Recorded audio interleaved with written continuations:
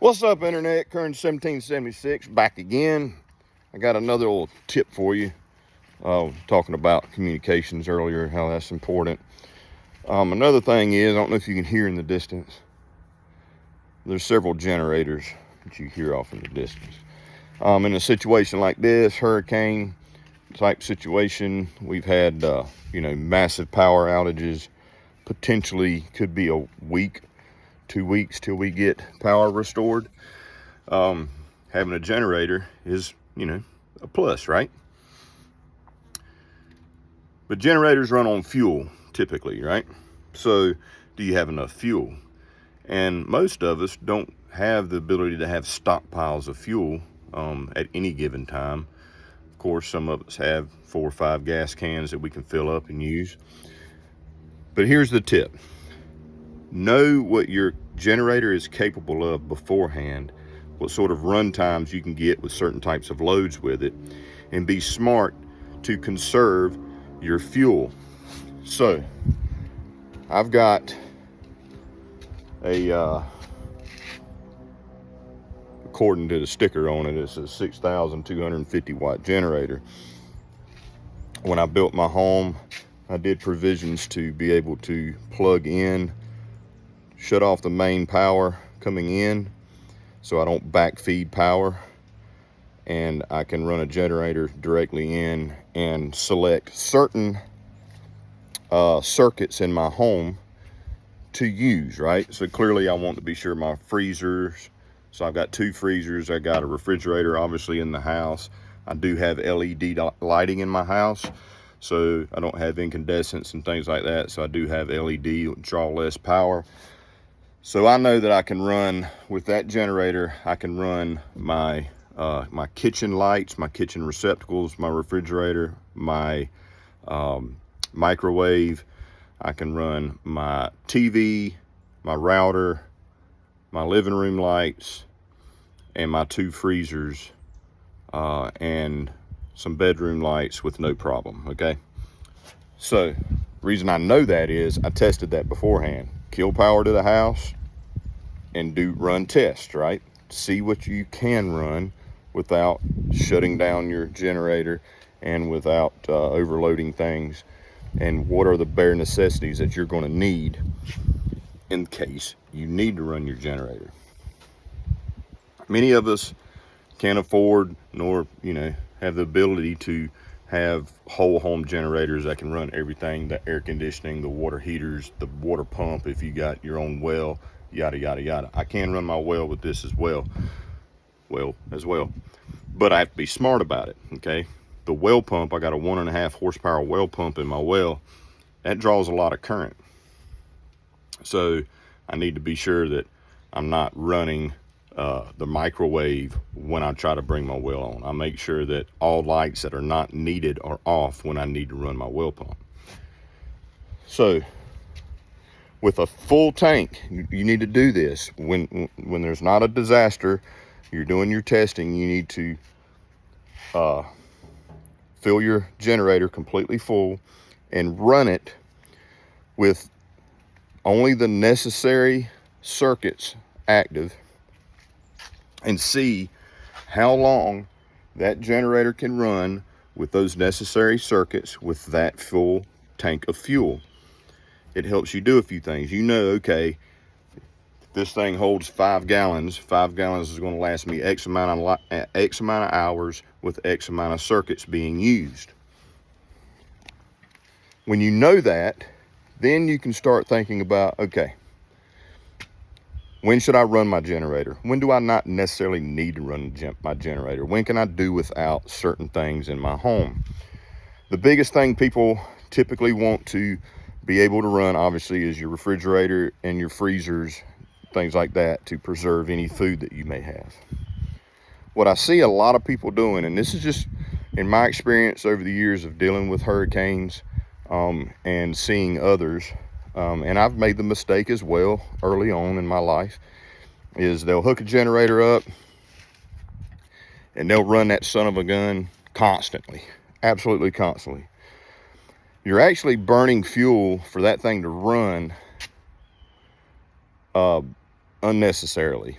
Your freezers and refrigerators can handle not having power for a certain amount of time, right? You need to test that too. Say, put a thermometer in there. Find out, okay, how long can my refrigerator and how long can my freezer go without any power before I really need to have it powered up to be able to keep a temperature at a certain level. These are things you need to do in preparation before you are in a situation when you need to use these generators. During the time of need is not the time to figure it out. So I've got a full tank. I know with this running all the time, us watching TV when we want, using the internet when we want, using the microwave when we want, opening and closing refrigerators and freezers when we want, yada, yada, yada. That thing right there, and taking a shower when we want, running the well pump when we want.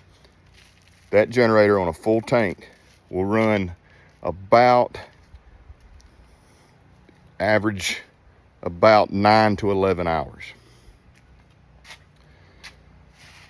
But you don't, so to say that, okay, I've got 3 gas cans. I've got this one here. I've got another one up there that's 5 gallons, and then I've got this one here in the back of my truck. So I got roughly 15 to 17 gallons of fuel. That tank on the generator will hold about 7.5 gallons. I can actually go many days with just 15 gallons of fuel by being smart on when I run my generator. So obviously it's nice to have lighting and things like that, some TV time or whatever in the evening. So we like to run our generator at night for a few hours to, you know, have some entertainment, some enjoyment or whatever, be able to use our phones and all that using the Wi-Fi. So you say, okay, well, I'll burn a couple hours of fuel for that. But the main thing is your freezers and refrigerators have a schedule. Okay, we've even put caution tape up over our refrigerator so the kids know during this time you're not allowed to open this refrigerator. If you keep that refrigerator and freezer closed, it's going to stay colder longer. Okay, you don't have to run the generator all the freaking time for that freezer and refrigerator to do its thing. Practice these things beforehand. Spend a weekend with your family. So, hey, guess what? We're going to simulate a no power for the entire weekend situation. Write it down. When do I need to, at what time, at what point do we need to turn the generator on to bring our refrigerator and our freezers down? At what point of the day can we have shower time where everybody takes their showers, because that's when we're going to run our well pump?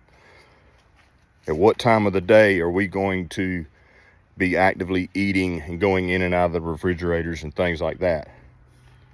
Make a schedule, practice it. So when something like this comes and you only have a limited amount of fuel, you can conserve it properly to where you can still have your food cold and frozen. You can still have your showers. You can still use your toilets. You can still go in and out of the refrigerator. You can still use your microwaves. You can still have entertainment and all that. And you're doing it on a very small amount of fuel. Don't be the guy, like some people that I can hear in the distance right now, that spends thousands of dollars on fuel to run the generator all day just to keep a couple devices running. Because, and I bring this up because here's a simple fact. Right now, you cannot get gas where I'm at. Well, you can if you want to wait hours and hours and hours. There's one gas station by me that has a generator where their pumps are working. It looks like the state fair over there. You're going to sit, matter of fact, I saw people running out of fuel in their vehicles waiting to get fuel to put in tanks to take home. So get your fuel early, but know what kind of fuel consumption you can expect with your system. have a plan for the family so that when it happens, everybody knows what the rules are, and you can go a long way with just one small generator. Oh yeah, another tip, fill up your vehicles beforehand as well. Make sure you have full tanks in them, because if you need to, if you do run out of fuel for your generator and you don't have a way to get fuel to resupply, you can siphon fuel out of your vehicles to run the generator.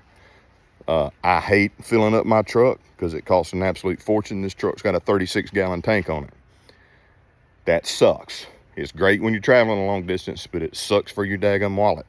However, I've got 36 gallons of fuel in that truck right there. If we're out for weeks on end, I can deal with the fuel in that truck to supply that generator for me and my family to have proper food, shelter, entertainment, and communication, and lighting. So think about it, guys. Practice is part of preparation. You don't want to be the guy that's just running a freezer and burning gallons of fuel every day just to run a freezer, when he could do it for a week off the same amount of fuel if he's smart about when he opens and closes that freezer, and he knows when that freezer gets to a point that it must be on.